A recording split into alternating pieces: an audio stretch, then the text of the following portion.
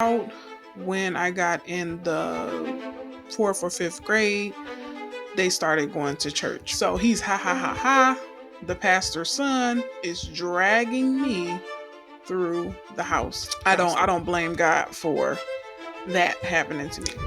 Hey guys, welcome to Identity in Christ. I'm your host. Thank you guys for coming to this channel. So today we're going to talk about my testimony on how I went from lukewarm to on fire for God. Let's get right into it.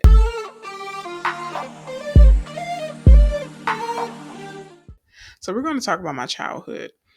I was raised in a two-parent household. My parents, they have four kids in the household, three girls and one boy. I'm the oldest out of the four.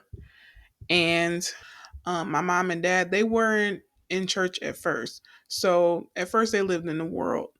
About when I got in the fourth or fifth grade, they started going to church. I believe it was like their first time like really getting to church themselves. And so at that church, they really learned how to fast, read the Bible. So they were really like studying, fasting, praying, learning all the things. And it was really, really good for us.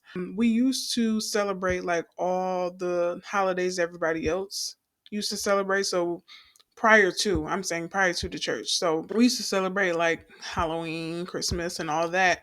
When we got into church, our parents set us down and told us, like, how do you guys feel about us not celebrating Christmas anymore or Halloween?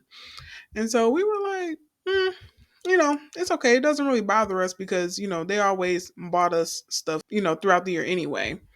So they no longer put up Christmas trees. Like we would cook like for Christmas, but we no longer put up the Christmas trees because of the background of the Christmas trees. So the more we got into church, we were really serious about it.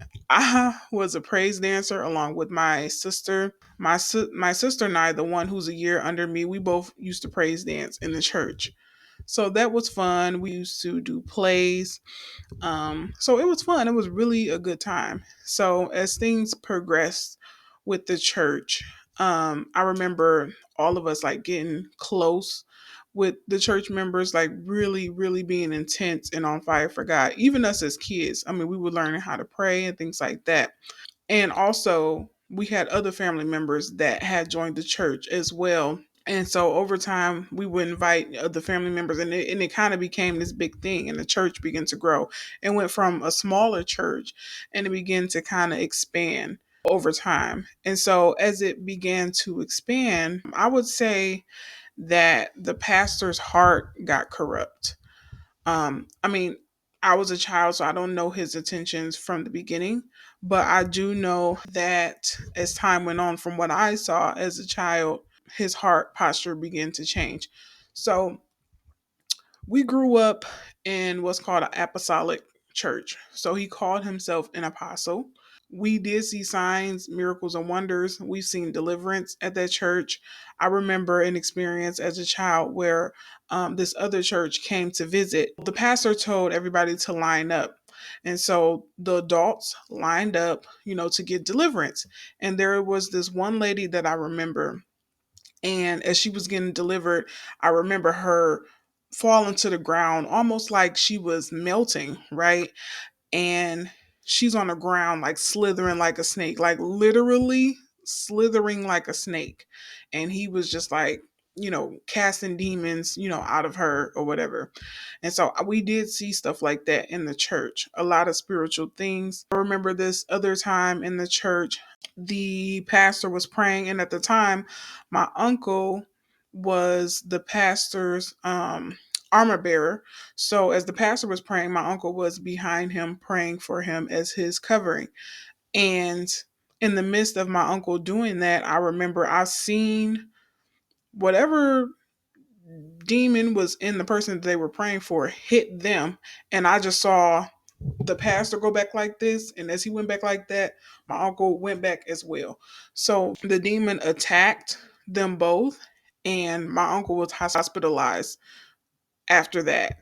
So I don't know what happened in the spiritual realm at that time, but it had manifested in the physical. And my uncle was physically in the hospital, like on the brink of death, it looked like.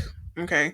So I did see a lot of stuff in the church, miracle, signs, wonders, all the things. So as time moved on, I remember the pastor was looking for a new place to live.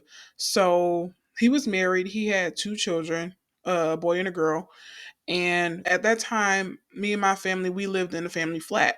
For those who don't know what a family flat is basically two houses stacked. So there's a house upstairs and there's a house downstairs. Okay. I remember we had an opening downstairs. The house downstairs was empty. I remember my parents giving the pastor the information. And so they end up moving downstairs.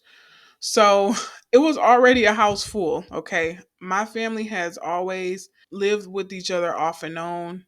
So although we lived upstairs, I would say we had family members that also lived in the basement of that house. So it was really a full house. So anyway, I remember this particular thing, right? So one day I was going downstairs and the pastor's son was there with a boy from the church. But one of my aunts told me to go downstairs to go get the mail.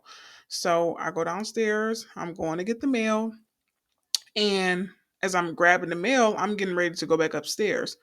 Well, the pastor's son, he was my age. I think he was a year older than me. So if I was in the fourth grade at that time, he was in the fifth.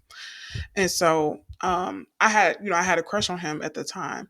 And so he was like, come here. So my mom had already taught us to not put ourselves in situations, with men, boys, all the things.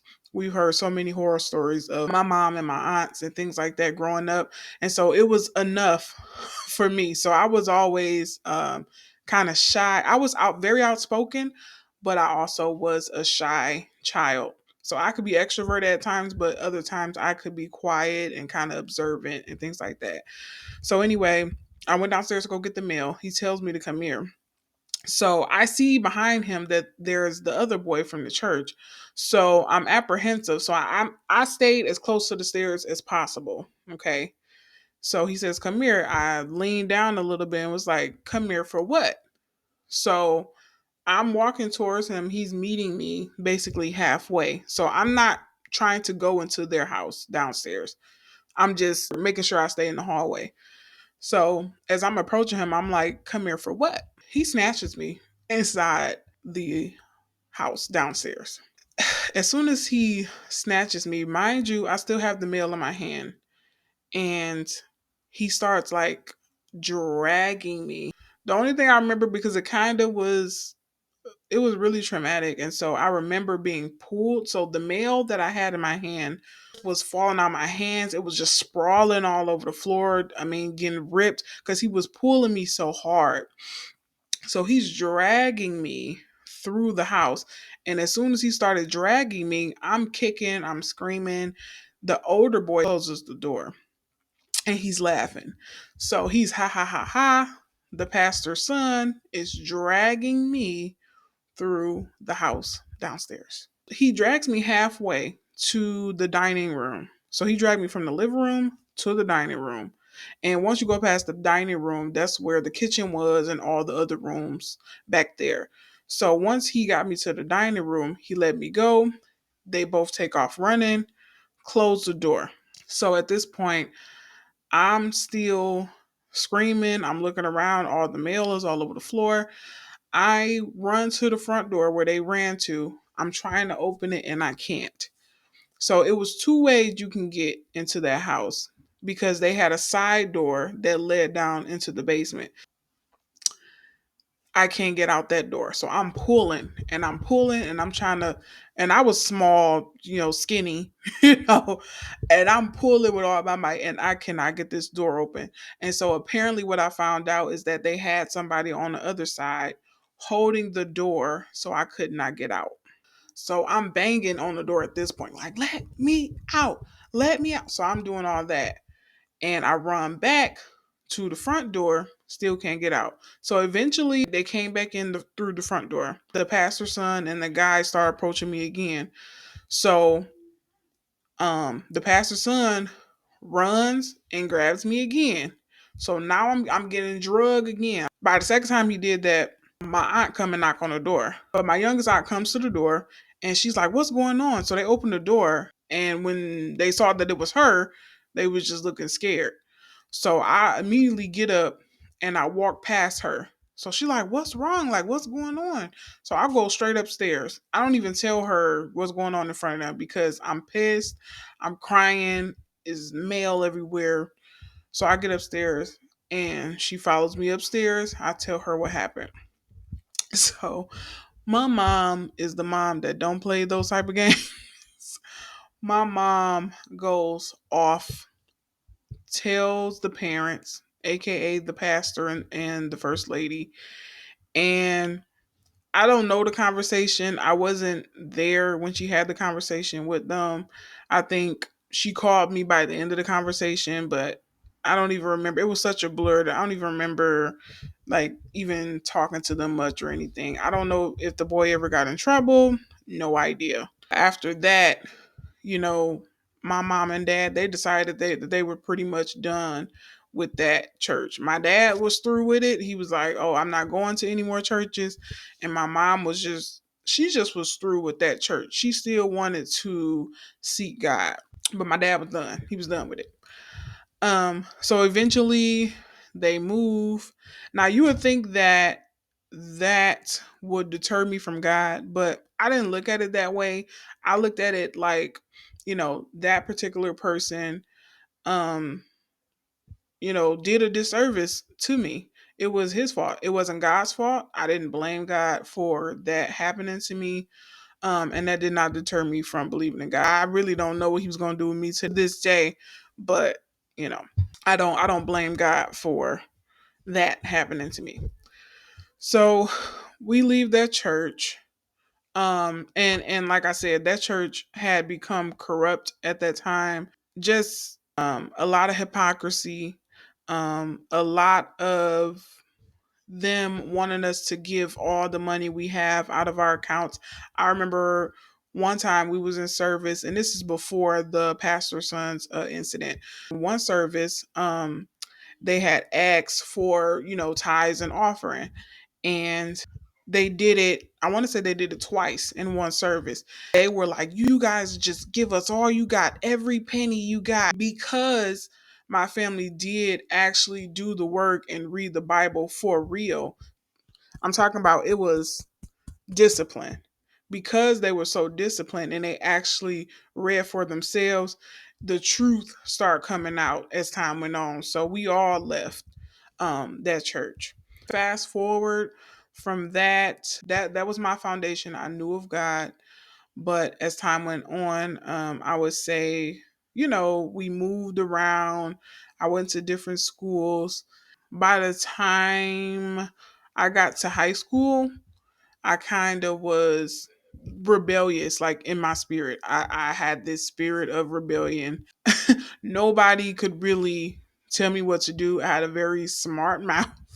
I was extroverted. I talked a lot. I spoke the truth, whether anybody liked it or not. Not very nice with it. And while all that was going on, I want to say spiritual things has always happened all throughout my life. I could never see with my eyes in the spiritual realm, but I could always feel, or I dreamed a lot. So the Lord has always given me dreams since I was a child.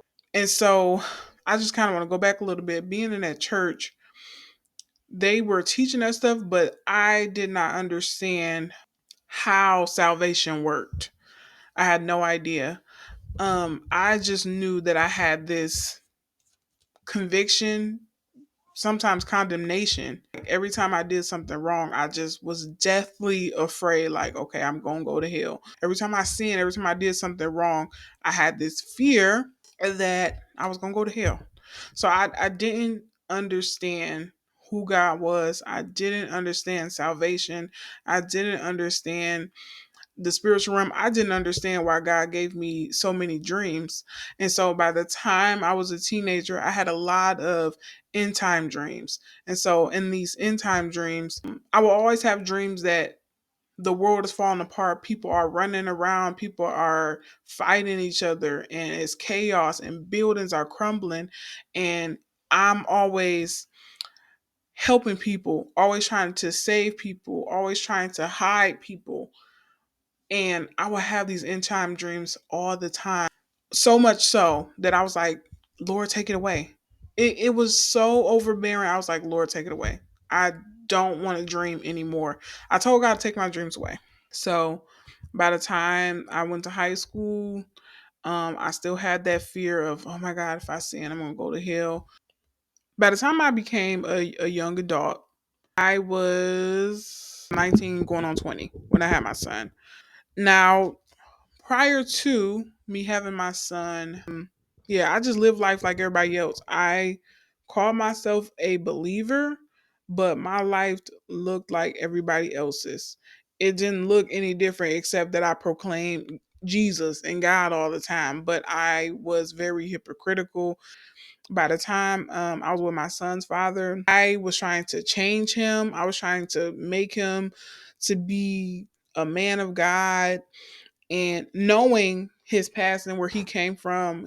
He didn't grow up how I grew up. He did not know God. He knew that I did, but he had a lot of traumatic experiences to where he was like, I don't really rock with God like that. Like, if you want to go to church, you can go to church, but that don't have nothing to do with me. And so, we were unequally yoked. And, me not knowing the word, me not knowing who God is, I didn't really know. I didn't really know. So I was just living life, like really, really trying to figure it out. That relationship lasted for about 3 years off and on. And I would try to read the Bible before, I would say before I met him, when I was about 17, 18. I was like, okay, I'm gonna get serious. I'm gonna really devote my life to God. I'm gonna start reading the Bible. Y'all, when I started reading that Bible, I will fall asleep. I didn't know to ask the Holy Spirit to help me or to give me knowledge, wisdom, and understanding. I didn't know any of that. So I would read the Bible and I would fall asleep, and I would read it, but it wasn't sticking. It wasn't registering. So I tried, but it just wasn't working. So, I'm trying to figure things out in this relationship and, figure out who I am and who I was. The only thing I did know in that relationship was that I did not want to live the same life. When I had to be probably 18, I moved out. So, we were staying with my aunt at the time as a family, and I felt like the black sheep of the family. And my mom and my aunt and them, they were really transparent about like how they grew up and things like that and the mistakes that they made. But, by the time I grew up, I feel like, they were like, you gotta get it together. You gotta know what's going on. And I felt like I didn't get enough grace at that time to figure it out. Like, I was trying to figure it out and I didn't know like the correct way. I did know that I believed in God. I did know I believed in Jesus. I did know that I believed in the Bible. But like I said, I was trying to read the Bible, nothing was registering. And so I'm just trying to live my life. I'm just trying to figure it out. And the man that I was with was not a believer. So I was trying to figure that out. I'm just trying to navigate that. And so what I did know for sure was that I did not want to raise my son in a toxic environment. And so me and his dad did clash a lot, because by the time I moved in with his dad, I lived there for probably a year or so, from 18, maybe 19. And the environment was so toxic. It was the party house. It was people coming in and out all the time. It was people who behaviors were suspect. I would, see men staring at me at times, in their drunken state, staring at me in a lustful way. And I was afraid sometimes. And so I'm just thinking to myself, like, I cannot raise my son like this. Like, this is not the life that I want to live. I wasn't raised like that. I didn't I didn't see party houses. I didn't see people coming in and out. We had a very strict upbringing. My mom and dad, when I first had a boyfriend, they let me have a boyfriend at 15 years old, but it was supervised. So my uncle, who is a year above me, he would come, and my sister who was up under me, she would come, and I would go on dates, but somebody had to be there on these dates. So it was supervised, and that, that was helpful. That kind of helped me. At the time I didn't like it because you want to be, with your boyfriend and all that, but it was okay. And as I got older, I did appreciate that a lot more. I didn't grow up loose with our parents just letting us just do whatever. There were certain rules that we had to abide by, and they made sure we were very aware of the party life of boys and men taking advantage and things like that. Even in high school, I was in the band in high school. And at times, you kind of want to fit sometimes. And I never could fit. I never could fit. My mom always told us that, we were leaders. She was like, you guys are leaders, you're not followers. But at times when I did try to fit in high school, it never worked out. It never worked out. It was just like, oh well, I guess I'm just not gonna fit. I listened to country, rock. Rock was my favorite genre. I went through an emo phase for probably like a couple of days because that emo life was not for me. I was always different, and I knew I was different, and so I just accepted it after a while. So back to me being 19 going on 20 when I was pregnant with my son. The house was a party house, and I remember the breaking point, the reason why I moved out of that house. I was in my last trimester, I believe. I was getting ready to have my son soon. I was in college at the time, so I decided that I wasn't going to stop going to college just because I was pregnant. I went through my whole pregnancy in college because it mattered that I finished and I graduated, pregnant or not. The final straw though that made me move out was one day I was in the kitchen. I was making me something to eat. I was big and pregnant. And um I remember my son's grandma was there and her boyfriend was there. And I remember her boyfriend came into the kitchen while I was making me some food, and he went and put his finger out and said, like that. Jesus. Touched my booty cheek with his finger. I turned around with the fork in my hand and I said, if you ever in your life ever touch me again, I immediately yelled for my son's grandma to come out. When she came out of the room, I told her what had happened. She did not believe me. And so I began to kind of tear up. I'm like going back and forth with her. She's like, oh, he didn't mean it like that. I'm like, what did you mean? So it became a whole thing. I went and called my son's dad. He came home angry, and basically I had to move out that day. I could no longer stay there. Past that day, that was enough for me, and I was done. I had an okay relationship with everybody in the house up until that point. And that was enough for me. Since then, I mean, I have forgiven her, so I don't hold on to any of that stuff. She's doing a lot better now. His grandma is she's a little bit different than what she was. So I since then forgave her and moved on. So after that, I moved back in with my parents, and my son's father would come over from time to time, but he wanted to live where he was at, and I wanted to get our own place. I wanted us to get our own place as a family. I wanted us to progress. A lot of people was in his ear, and by the time I had our son, I didn't get to bring my son home right away.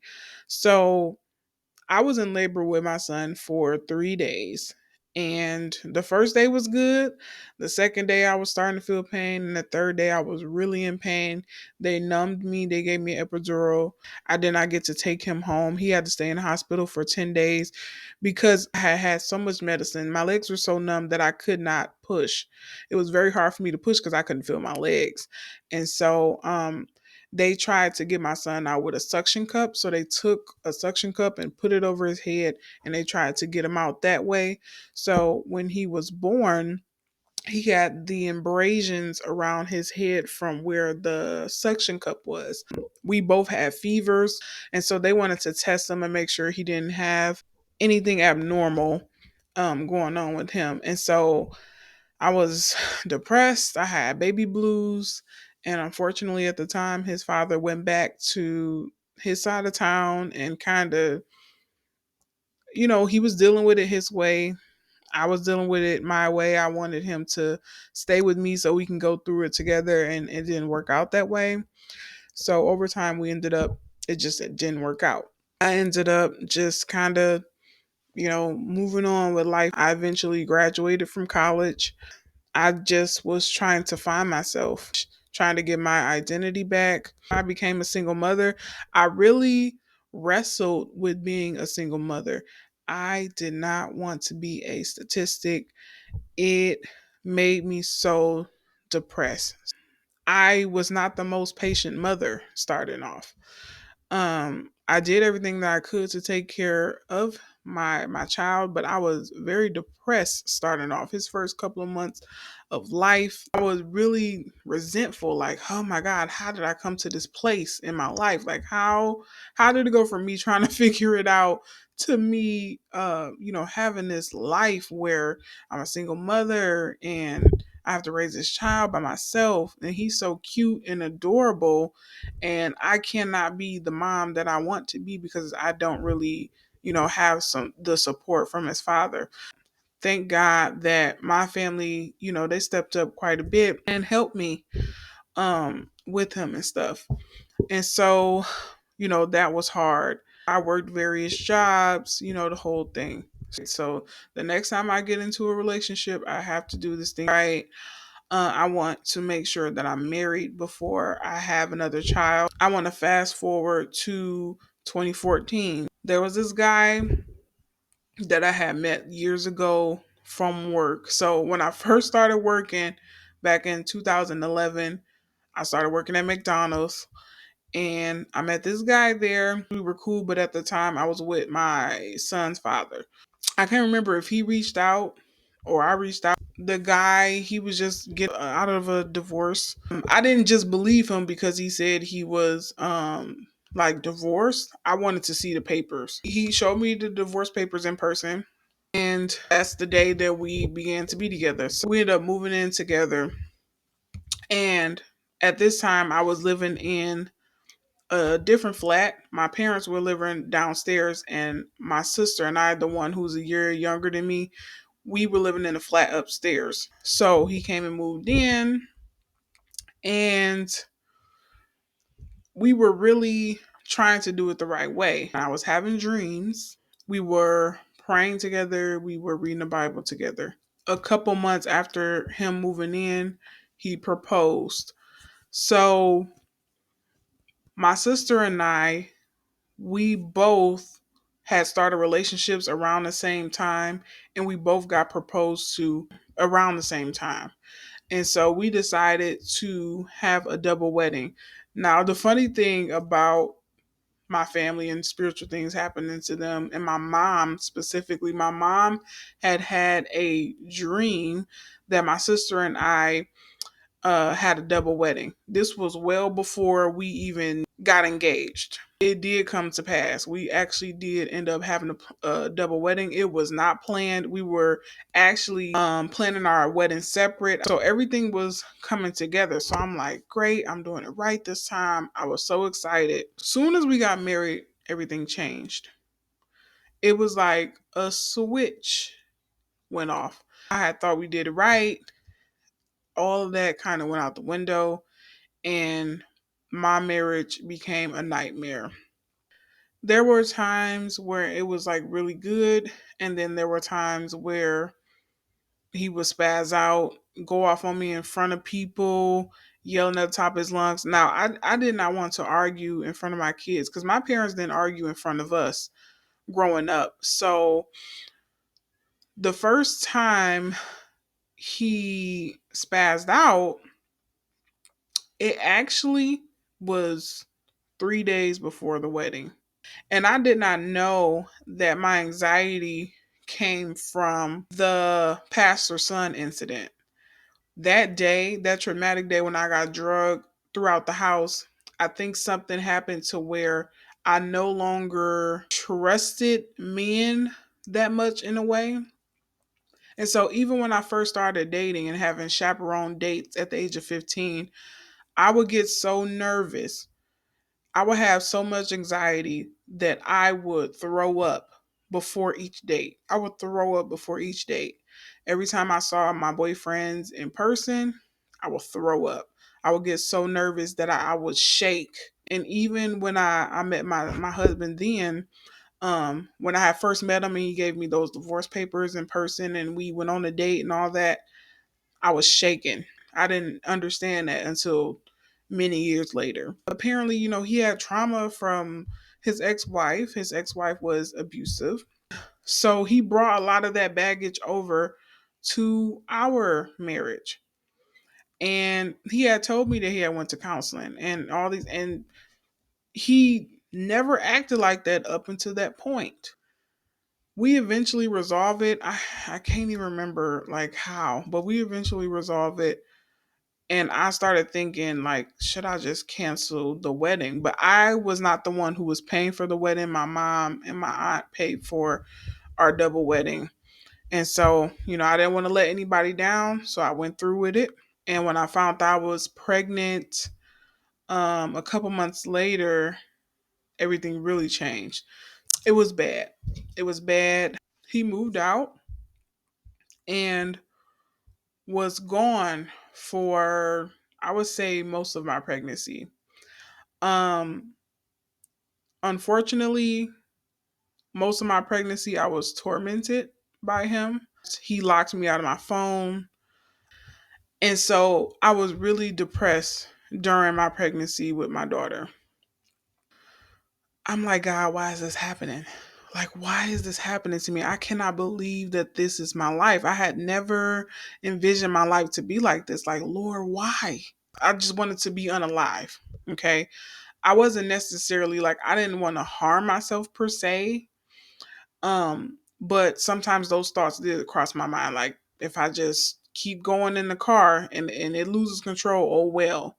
I really was giving up hope. My family were like, just take it easy. Just take it easy. Don't do too much because I was pregnant and I still had to take care of my oldest son. And I didn't care if I lost my baby at that time. That's how much of a depression I was in. Didn't care if I lost the baby, didn't care if I died, was being tormented day in and day out. And I mean, it was just so much torment. And I'm like, Lord, why is this happening to me? What is the reason? Okay. So time went on, and I was just like, okay, I want him to be in his daughter's life. I don't want her to be fatherless. So I started back talking to him. Eventually, we, towards the very end of my pregnancy, we talked about maybe getting back together. I want to say the week before I had my daughter, that's when he came back. And we moved back in together and we talked and things were good. Now, my daughter was born in January, February. By the time it was March, my dad passed away. Thank God he got a chance to hold our daughter. But my dad was one of the people that was like, he was really encouraging during my pregnancy. My father was a really quiet guy. He could be very sarcastic at times. And sometimes he could even be like a little overbearing. He was a really private, quiet guy, but he was a giant. And so he had this presence where, you know, he was intimidating just in stature. Um, and so this quiet man that my dad was really encouraging through my pregnancy and was like, God can bring you back from anything and it can work if y'all do the work. Um and my dad was the one who said if he wants to come back and move back in, he can. I'll be okay with it. And so that's the reason why I brought him back because it was my dad who encouraged that. My dad abruptly passed away. He would get sick probably once a year. And we thought that it was just that once a year that he was going to get sick. And it went from him not feeling well to his words being disoriented to his last moments where his eyes were kind of bulging. And, my mom was taking care of him and everything, but he just ended up passing in the house. And, we had to call the ambulance. We ended up going to the hospital. And long story short, my dad ended up not making it. This was a really hard time. This was a really, really tough time. Um, we had just gotten back together and I thought we were going to be okay. And then this tragedy happens. And the husband that I had at the time wanted my attention that I could not give at the time. I was really grieving. Our whole world was crashing down and crumbling.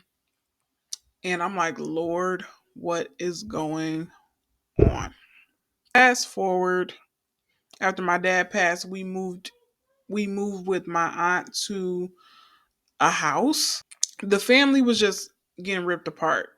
I mean, my brother had gotten to it with other family members, I mean, it was just, when I tell you something was happening every week, when after my dad passed, it was something happening every week.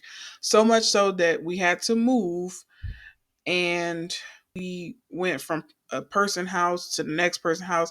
It was chaos. We moved to our own house finally. um Things are actually starting to look up. We are getting in the groove of being married and living in a household alone.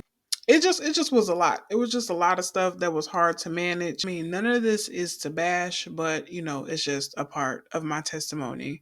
Now I want to tell you guys my side of everything, because nobody is always completely the victim. um and so, it takes two to tango. I had my role in it as well. How I reacted when he would do things, um, he would want me to hurry up and get over it. And so that would make me angry and it would make me closed off. And because, like I said, I didn't grow up seeing my parents argue. Um I was very offish, and I would be very cold. So, him telling me, "You forgive me, hurry up and get over it." It's like, no. So I would hold a grudge. But I think when you have a soul tie with somebody, you begin to act like them. So not only that, um, I would say in my family, the generational curse that I brought into the marriage would be the spirit of rage. So my mother she had a lot of trauma in her childhood. And so she had this spirit of rage in her where when she would get into fights, she would black out. And I had the same thing, not knowing that this was a generational curse that needed to be broken. And so I brought that into the marriage. So it was really suppressed until it wasn't. And so, when he would, get in my face and throw things and break things, I would return with, okay, go into this calm. If he didn't listen or if he provoked me more, this spirit of rage will come out and I will black out. I now know that that was very demonic. So, I played my role in the marriage as well. I'm not innocent in that. And I just want to admit that. From there, we were separated. And that was the second time I had filed for the divorce. It was hard and it was horrible. We even tried therapy. We even tried we just tried different things, and I felt like I gave it all that I had, but I could not continue my life in that way. I couldn't take my kids being scared at the yelling and things like that. I did not want them to grow up in that environment. And so I filed for the divorce. It eventually went through. Um, it was a very hard divorce, and even after it was still very hard for many years. It was just this back and forth, and so I wrestled with that so much. I had a lot of condemnation, I had a lot of shame attached to it, because I felt like, you know, this is a sin, God doesn't want us to do this. And so I would cry, um and I saw the effect that it had on the children. I did not want my kids to be sad and depressed, and I didn't want them to have to worry about it. I wanted them to grow up in a two-parent household, and it just did not go the way that I wanted it to. My divorce was finalized in 2019. Just 2024, I've just now fully forgiven myself for the divorce. So you can just imagine how much shame and condemnation that I had on myself for getting the divorce. I went on a party phase in 2019. It was the first time where I was just like, I'm not going to try to be good. So I decided, oh, I don't want to be a good girl anymore. I wasn't good, but I'm like, I don't want to be a good girl anymore. I'm just going to do what everybody else do. And it's so funny. It's funny, but it's not. But all throughout my life, anytime I tried to veer off and do what everybody else did, it never worked out, and I always got caught. If I tried to do what other kids did in school, like if I tried to skip class in another class, I would get caught. I would get suspended. It never would work out for me. If somebody else ran a red light and I ran a red light, I would get a ticket. I would get pulled over and I would get a ticket. So I never could get away with doing what everybody else did. And when I tried to, it would never work out. So I'm saying all that not to say that I had never drank before. I used to drink. I used to go to bars, but I never went to like clubs, or I didn't have the desire to like really party or really go crazy or really do. I didn't want to get tattoos. I didn't want to get anything. 2019, I got a tattoo for the first time. I started going to clubs. I started partying. I started drinking hard liquor. I went from drinking wine in coolers to drinking hard liquor. I started to smoke. I would smoke like Black and Milds and things like that. And I just went all out. I just went crazy. I just went crazy. I really lost myself. I felt like I had went through so much torment that I was just like, I need some type of release. I would cry all the time. I would cry almost every day. I was just trying to rebuild myself because I had lost confidence. I'm just like, I just don't trust myself. I just couldn't figure it out. And so I met somebody in a million years thought that he would ever be my husband. I made a post on social media, and he came into my inbox and was just really encouraging. And so we decided to talk on the phone. And come to find out, off of that first conversation, we realized that we were both believers in God. Now, when I say we were both believers in God, where I was at that time, we were basically on the same level. So we both believe in God, but we both were like living our life. So that level of believing in God, that's where we both were at. We both believe in God. We were both kind of conspiracy theorists, and we found out that we had a lot in common. We both like anime. We both like video games and things like that. So we were like, oh, okay. Now we thought we were just gonna be friends. We thought we was just gonna be friends because he lived far away. So that became long distance.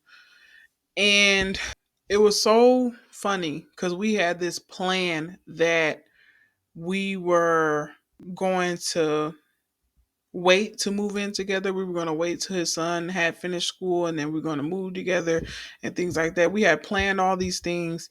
And immediately after I left from the place where I visited him, he immediately had to fly back to where I was at. So it was so crazy how it happened. Um, and after the tragedy, he decided to stay where we live now. And it just kind of progressed. He knew that I was his wife. The Lord had told him that his wife was not where he lived. I prayed. There were certain things that I needed my husband to have. Um, I wanted a man who would be able to accept my children, a believer in God, a leader, a person who would be able to teach me different things. And so he checked a lot of those boxes. I believe that God aligned it in such a way and gave me what I needed. Um, so I did not know before he came, he was already planning to propose. Later on, he proposed. And we ended up getting married. And, life kind of just progressed. We got married, I would say, by the end of 2020. In 2021, I was working at this place, and this is where I started seeking God for real. Oh my God. Here's how the enemy works. So I'm at this job, I meet some amazing people, but two or three of them, one was into new age. One was in that one was into like crystals and altars and things like that. The other was into crystals as well, along with like yoga and all that. So I had did yoga in college, not knowing you cannot separate the spiritual from that, if that makes sense. They were like, yeah, we should get together and we should do this and we should do that. And I'm like, yeah, maybe. So I'm seeking God. I am getting into all the wrong stuff. So there was this YouTube channel that I used to watch, and this lady, she would have people come on to her channel. So they would come and tell their NDE stories, near death experiences, and they would give their testimony. Now, some of them met Jesus, some of them would have spiritual experiences, and then after they had their near death experience, they would become Reiki healers, shamans. Some people came from the near death experience and didn't believe that there was a hell. I mean, this thing, it started off good, and as the channel progressed, it just became something else. It was just people giving all these testimonies that were false. Now, again, if you're not reading your word, you will be deceived. I was deceived because I had not read my word. I believed in God. I believed in Jesus Christ. I believed in the Bible. I did not read my word and know him and know who he was and know what he expected from us as believers. So I was falling into all the traps. Even like so much so that one of the people who had NDE, after she had her NDE, she told the audience that she became a healer and she would help people heal traumas from their past and all this stuff.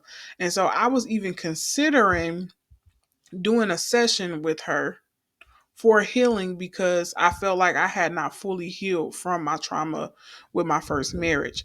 So, my current husband that I now have, I had asked him, I was like, well, want to you want to do this session with me? And he was like, oh no, like you on like you on your own with that one, which W husband, okay? Because that was convicting me and I was like, it just didn't feel right. And so I never went forward with doing the session with this so-called healer. Fast forward from that, I'm living with my mom again at this point. I was going through with my ex-husband. He was giving me a hard time. I was at work this particular day and I I just lost it. I was like, Lord, it's been 6 years. What is going on? Now, even though I did not read the Bible and I did not know exactly who God said we were or who God was per se, because I didn't know him is what I mean. Even though I didn't know any of that per se, I would pray all the time. Not just nighttime prayer, not just pray over your food. I would pray all the time. I would pray about my life. I did not know that the Lord was a personable. Lord. I did not know that you were supposed to build a relationship with him. I did not know that he cared about my day to day life like that. I did not know that he would speak to me. I thought that he only spoke to certain people. I thought he only spoke to prophets. I thought only special people who read their word. I thought he only talked to those people. So I'm like, well, I ain't nobody special. Okay. I was like, Lord, what's going on? I'm like, I pray every day. I call out to you, I cry to you, and it seems like you do not hear me. I'm like, I have been tormented for years. It's been 6 years at this point, and my ex husband is pushing me to the brink, pushing me to my breaking point. I'm like, I put up with this for long enough, and I'm done, and I'm tired of you not listening to me. I don't know what's going on. So I'm talking about I'm crying, I'm stumping. And this was the first time that I ever talked to the Lord in that way. I didn't know you could vent to the Lord. And so I vented and I told him everything that I felt. I'm like, I'm angry, I'm sad, I'm depressed, and I have anxiety. And I've been asking you to heal me from this, and I'm not healed. And I was just everything I could think of, I just laid it all out for the Lord. And so I was so distraught that I left work and I went home early. When I got home, I tried to go to sleep and I could not. So I take a nap. Well, I tried to take a nap and I couldn't fall asleep because my anxiety was so strong. I felt nauseous. I felt like I was going to throw up. And so I went to my mom and I knew that my mom was a prayer warrior. I said, Mom, I need you to pray for me. Now, usually when she prayed for me, she'd be like, I'll pray for you, but then I wasn't around to, hear the prayer. But this particular day, she was like, I'm gonna pray for you, but go wait for me in the living room. So I said, okay. So I go wait for her in the living room. She comes in there and she said, well, let me give me she says, give me your hands. So I give her my hands. She hold my hands and she began to pray and she said, Dear Heavenly Father. And in my mind, I'm like, Lord, this ain't it. This ain't it. This ain't the type of prayer I need. Before I can complete my thought, y'all, before I can complete my thought, the Lord started speaking through her. When I got home, I didn't have time to tell her the conversation I had with God. She had no idea. She spoke to me verbatim the conversation I had with God at work. She was like, You said I didn't hear you, but I heard you. You said this, but this. You did that, but that. I'm talking about down the list. All the words that I spoke to the Lord was spoken back to me through my mother that day. Remember, years ago, I asked the Lord to take my dreams away because I was tired of my end time dreams and my rapture dreams. I was tired of those dreams. So she even said, while the spirit is high, ask for anything. The Lord told me to ask him for anything in that moment. And the first thing I said was, Lord, bring me back my dreams. And also, the Lord told me that day that he was going to use my daughter to change her father's heart. The next day, I was dreaming. After that day, the Lord started giving me visions. And the Lord had drastically intervened in my life. Things were happening spiritually and drastically so much. My life was forever changed since that day. The timing of it was so significant because it was a month before my 30th birthday. And the Lord had drastically encountered me. I began to pray. When I was in my lukewarm lifestyle, I would pray the same things, but like I said, I didn't know him, and I don't know if my heart was necessarily genuine. But then the Lord began to answer my prayers. So shortly after that happened, I would say that happened in September. My birthday was in October. By October, almost mid October, I was able to move into my new house. Now, I did not know that the Lord had set everything up. So even though I was going through trial and tribulation, that day that my mother prayed for me, the Lord had already set everything up. So while she was praying for me, she said, "The Lord is setting everything up for you." And I didn't know what that meant. She called it blessing on blessing on blessing. And I'm thinking, okay, I receive it.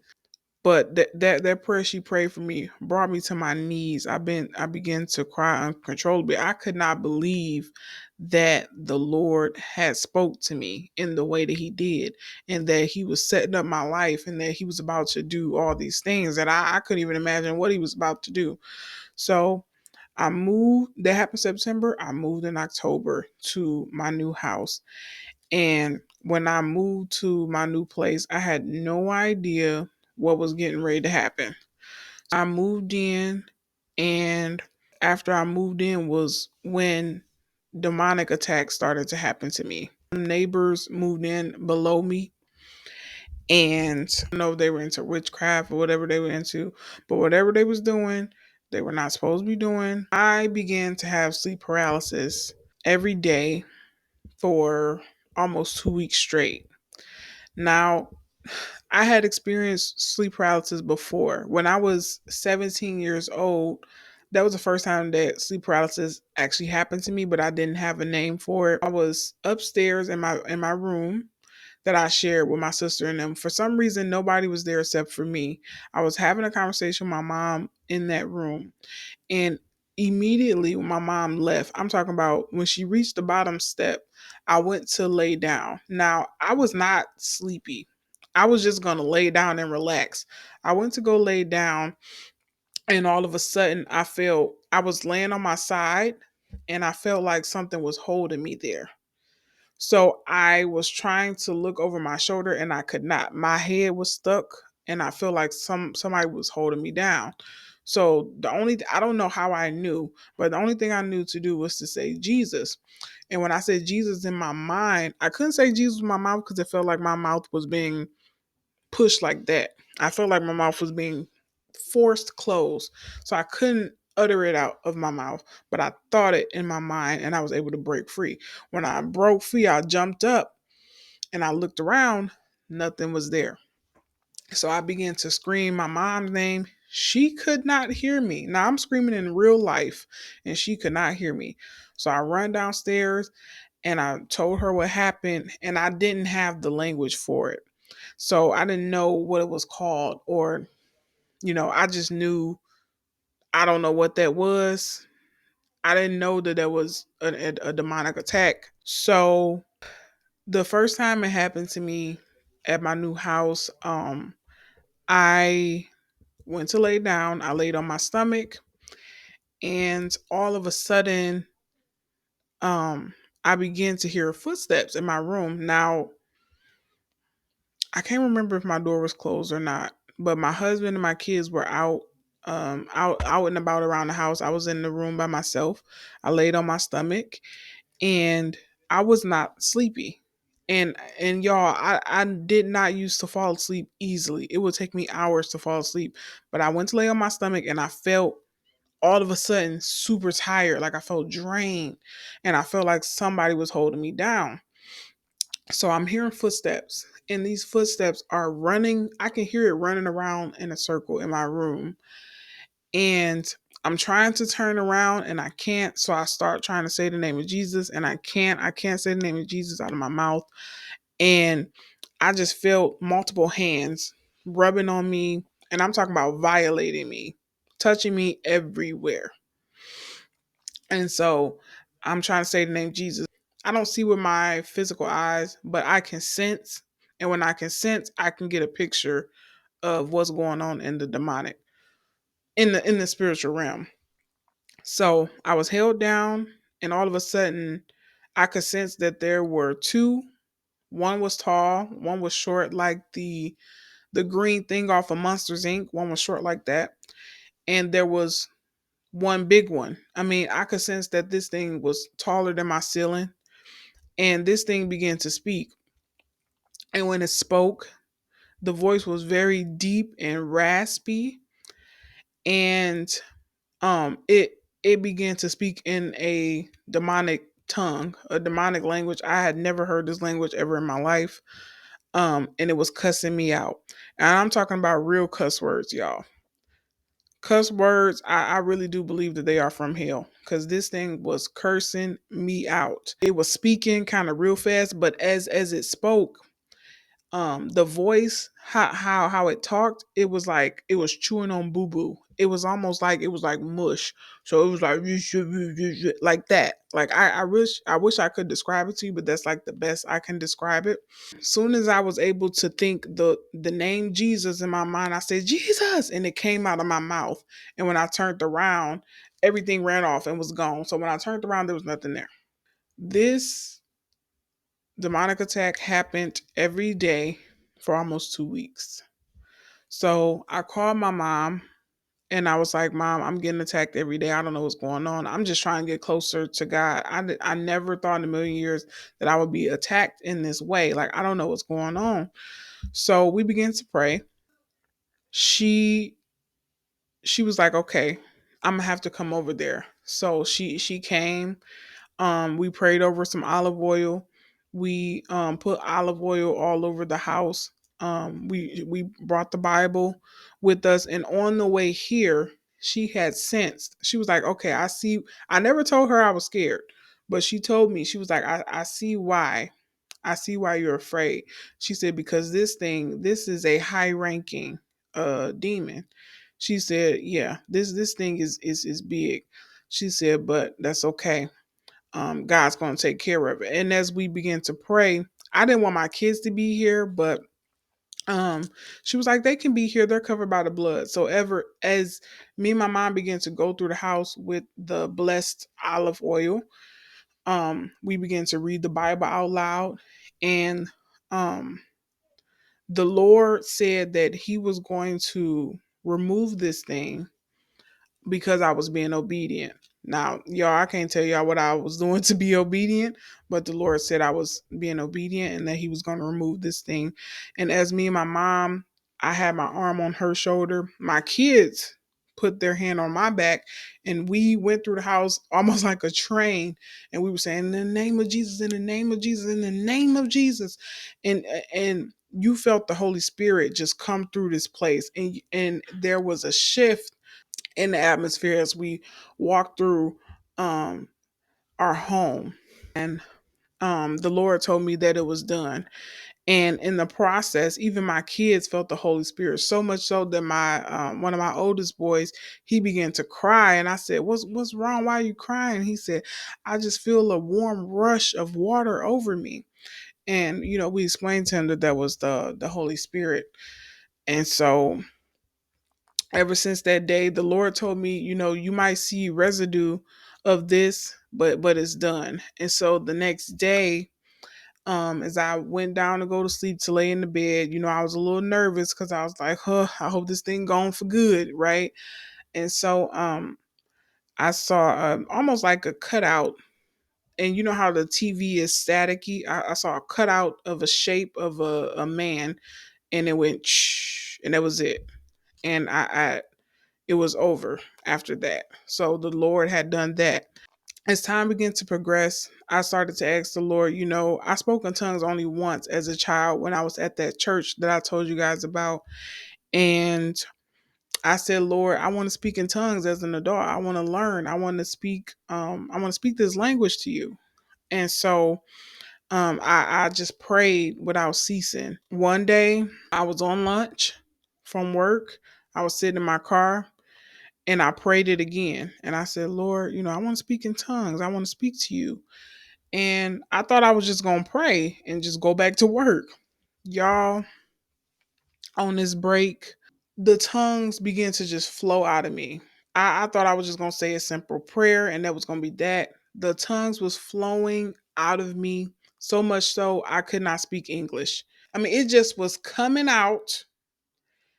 And I called my husband and he answered the phone, and I literally was only able to say, "I need you to come down." That was the only thing I could say in English. He came back down and I was back speaking in tongues full blown. I could not speak English for a good 5 minutes straight. And so I'm trying to tell him to call my mom. I cannot speak English. I'm saying call my mom. And he's like, you want me to call your mom? You want me to call your mom? And I'm saying, "Da, da, da, da, da." Like I could not speak English. So my mom answered the phone and she's kind of afraid. She's like, what's going on? And my husband explained, like, your daughter is speaking in tongues and I don't know like what happened. And so I mean, the Lord just kept encountering me. He just kept encountering, kept encountering. I mean, I was blown away by all the things that the Lord was beginning to do. Like I said, He had given me my dreams back. I began to have visions. I began to speak in tongues. And I was really, really seeking the Lord for real. I was really starting to get into my word. I was really starting to pray for a new heart. I was praying for forgiveness because I want to say up until that point I had not forgiven my ex-husband for all the things that he had put me through. I was very angry, very much bitter. The Lord began to help me to forgive, give me a new heart, a changed mind. I began to hear the voice of the Lord as time went on. And I mean, the Lord just began to check on me and speak to me on my regular daily day basis. I would be driving in the car. I would speak to the Lord as if he's sitting in the seat right next to me. And I'd be like, good morning, Lord. How you doing today? And what we gonna do? What do you have for me? What is your will for today? And I would just talk to him like I talk to anybody else. And the Lord began to speak to me. And I remember this this one instance. I was driving and that day I was like, you know what? I'm just going to drive in silence. And the Lord told me to look at a license plate. And I'm like, well, why would the Lord want me to look at a license plate? I just could not figure it out. And so I'm looking at this license plate and it's almost like I zoomed in and I realized the person tag on the license plate. And I realized I had not changed my tags in about one or 2 years. And so I said, oh my goodness, I need to go get my tags done. But the Lord was just showing me, like, okay, it's time for you. Like, He just was looking out for me on my regular day to day. I mean, it's been a roller coaster because, I'm human. I go through stuff. I go on this up and down, and, here come the trials and tribulations, and here come me being on fire, and here go me going through stuff. So it's bringing me down, and here go me trying. So it's been a journey. It's definitely not perfect. I'm not perfect, but I'm learning so much. I'm learning to keep going. I'm learning to seek God with my whole heart, have a genuine heart towards other people, love people who are hard to love. All these things. I mean, the Lord is just amazing. He has done so many things, and now I know it's not just certain people that He chooses. The Lord can speak to anybody. Just have a genuine heart and go and seek Him for yourself. Go and look Him up in His Word. His Word is alive. His Word is there for us to learn about Him. And if it's not easy for you to learn on your own, you know, ask the Lord to send you to true believers or bring people in your life who can help you learn the word. Since then, me and my sister, we built a community by mistake. We were just doing Bible study and trying to learn. Oh, what you think about this, or what did you think about that, and what did you get out of this text, and what did you get out of that? And then we started including my mom, and then my uncle came in, and it's branched off into this community of people. So many people have come, to the Bible study to learn, and the floor is open, and people have questions about this that happened in the Bible or Christianity, or people who are in dark places are able to come in and get prayed for.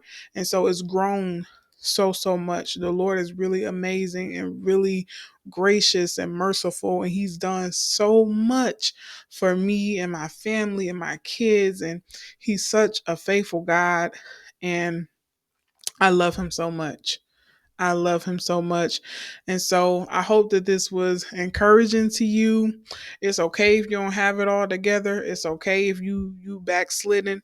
The Lord, because you said yes at a young age, and I realized I said yes at a young age, and the Lord began to pursue me.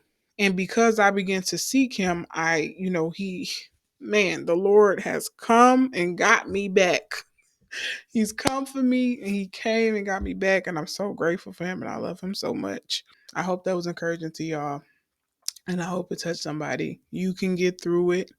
The Lord will help you. Cry out to him, vent to him, tell him the truth. Tell him the truth. He already knows, but he wants us to come and have a relationship with him. He wants a relationship with us. He's inviting us to his holy kingdom, his banquet. So, thank y'all for watching. I hope y'all enjoy and see y'all next time. Bye.